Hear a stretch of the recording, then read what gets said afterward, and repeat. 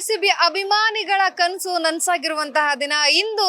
ಎಲ್ಲೆಡೆ ಆರ್ಸಿಬಿ ಅಭಿಮಾನಿಗಳ ಹರ್ಷೋದ್ಗಾರ ಮುಗಿಲು ಮುಟ್ಟಿರುವಂತಹದ್ದು, ಎಲ್ಲೆಡೆ ವಿಜಯೋತ್ಸವವನ್ನ ಆಚರಣೆ ಮಾಡ್ತಾ ಇರುವಂತದ್ದು. ಇವತ್ತು ಬೆಂಗಳೂರಿಗೆ ಏನು ಆರ್ಸಿಬಿ ತಂಡ ಕಾಲಿಡ್ತಾ ಇದೆ, ಟ್ರೋಫಿಯ ಮುಖಾಂತರ ವಿಧಾನಸೌಧದಿಂದ ಹಿಡಿದು ಚಿನ್ನಸ್ವಾಮಿಯವರೆಗೂ ಸಹ ಪರೇಡ್ ನ ಮಾಡಲಿದ್ದಾರೆ.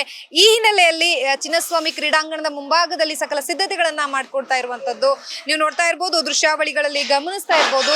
ಯಾವ ರೀತಿಯಾಗಿ ಈಗಾಗಲೇ ಬ್ಯಾರಿಕೇಡ್ ಗಳನ್ನ ತರಿಸಿ ಬ್ಯಾರಿಕೇಡ್ ಗಳನ್ನ ಹಾಕುವುದಕ್ಕೆ ಮುಂದಾಗಿರುವಂತಹದ್ದು, ಸಂಪೂರ್ಣವಾಗಿ ಈಗಾಗಲೇ ಸಿದ್ಧತೆಗಳನ್ನ ಮಾಡ್ಕೊಳ್ತಾ ಇರುವಂತದ್ದು. ಯಾಕಂತಂದ್ರೆ ಅಭಿಮಾನಿಗಳು ಹೆಚ್ಚಿನ ಸಂಖ್ಯೆಯಲ್ಲಿ ಇಲ್ಲಿ ಸೇರುವಂತಹ ಸಾಧ್ಯತೆ ಇದೆ.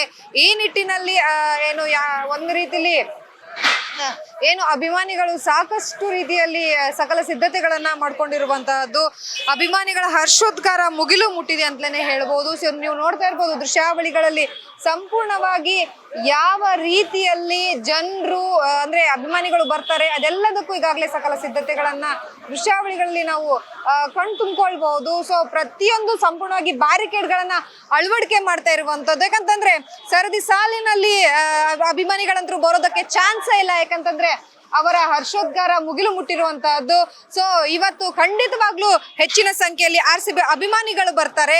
ಆ ನಿಟ್ಟಿನಲ್ಲಿ ಈಗಾಗಲೇ ಸಿದ್ಧತೆಗಳನ್ನ ಮಾಡ್ಕೊಂಡಿರುವಂತಹದ್ದು. ಅದ್ರ ಜೊತೆಗೆ ಪೊಲೀಸರ ನಿಯೋಜನೆ ಸಹ ಈಗಾಗಲೇ ಮಾಡುವುದಕ್ಕೆ ಒಂದಷ್ಟು ಮೀಟಿಂಗ್ಗಳು ಸಹ ನಡೀತಾ ಇದ್ದಾವೆ. ಎಷ್ಟರ ಮಟ್ಟಿಗೆ ಪೊಲೀಸರು ಬರ್ತಾರೆ ಅನ್ನುವಂಥದ್ರ ಕುರಿತು ಸಂಪೂರ್ಣ ಡೀಟೇಲ್ಸ್ ಅನ್ನ ನಾವು ಹೇಳ್ತಾ ಹೋಗ್ತೀವಿ.